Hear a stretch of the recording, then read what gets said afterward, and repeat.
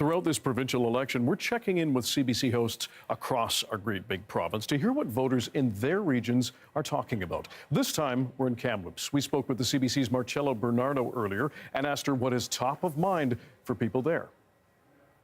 Well, much like we've seen across the province, the key issues here in Kamloops are healthcare, street disorder, and housing. And they're all linked to each other because a lot of the problems with healthcare are people not getting treatment on demand when they need it.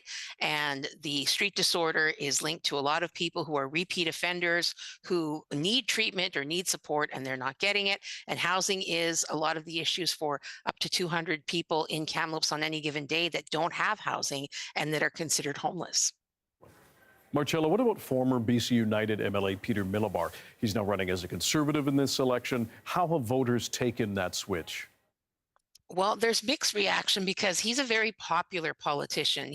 Was the former mayor before he first got elected in 2017. So he grew up in Kamloops. He's from a prominent family. I actually went to the same elementary school that he went to, so I've known him for years. And there was a lot of surprise because there was speculation that when BC United folded, Peter Millibar might be one of the people that chose to run as a BC United MLA anyway, or candidate. And then there was speculation he might run as an independent. And then there was a last minute decision by him that came down on the actual day that he announced that he was going to run for the Conservatives. So I've spoken to a lot of people in the community who say, gosh, I wish he'd run as an independent because I can't see myself voting Conservative. And other people saying that they're still going to vote for him just because they like him. And then I've talked to people as well who say they're going to vote NDP because they just can't trust what the Conservatives are going to do if they get elected. They're not very fond of a lot of the platforms that the Conservatives are putting forward for British Columbia. Now, Kamloops has been dubbed a bellwether riding, or ridings, the idea that if you win Kamloops, you win the provincial election. From what you're hearing, what's the sense of what voters want this time?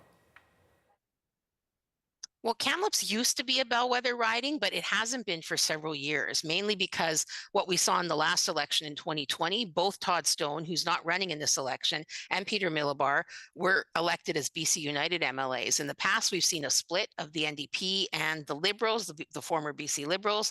And right now, we've got Peter Millibar, who's running for the Conservatives. He will likely still win just because he has that name recognition. He's running against an NDP candidate named Kamal Graywall, who isn't very well known. I think she's an instructor at TRU at the university here. So she's got a lot of work to do knocking on doors, trying to get people to vote for her.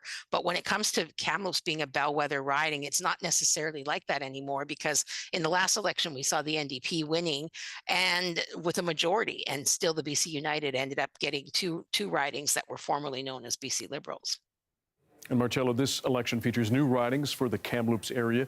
Can you tell us a bit about the realignment and how it might change which way ridings go?